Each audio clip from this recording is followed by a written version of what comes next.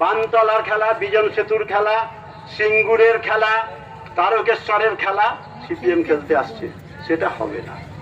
সে কথাই আমরা এখানে দাঁড়িয়ে বলব।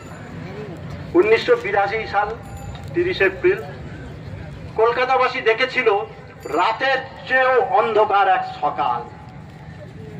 সেদিনের সিপিএম সরকারের ঘাতক বাহিনী জ্যোতি বসু, প্রমোদ দাশগুপ্তদের পোষা গুন্ডারা এই বিজন সেতুতে আনন্দমার্গের 17 জন সন্ন্যাসী সন্ন্যাসিনীকে নির্মমভাবে হত্যা করেছিল।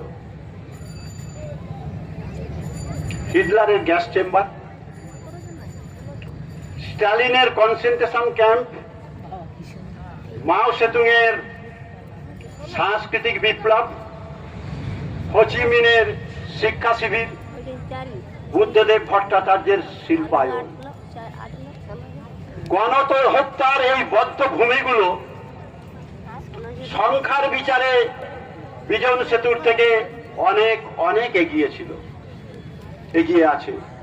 কিন্তু পাশবিকতায়, পৈশাচিকতায়, নির্মমতায়, নিষ্ঠুরতায় বিজন সেতুর হত্যাকাণ্ড বিংশ শতাব্দী শুধু নয়, মধ্যযুগীয় মর্বতাকে, মধ্যযুগীয় পৈশাচিকতাকেও ম্লান করে দিয়েছে।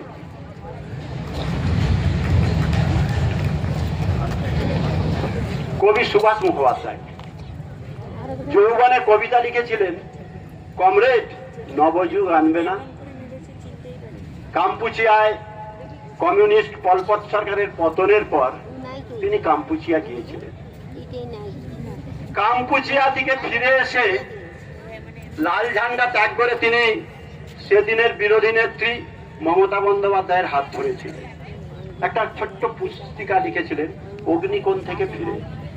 সেই পত্রিকায় তিনি লিখলেন, আমি যদি কাম্পুচিয়া না যেতাম, আমি অনুভব করতাম না কমিউনিস্টরা কি ভীষণ অত্যাচারী হয়।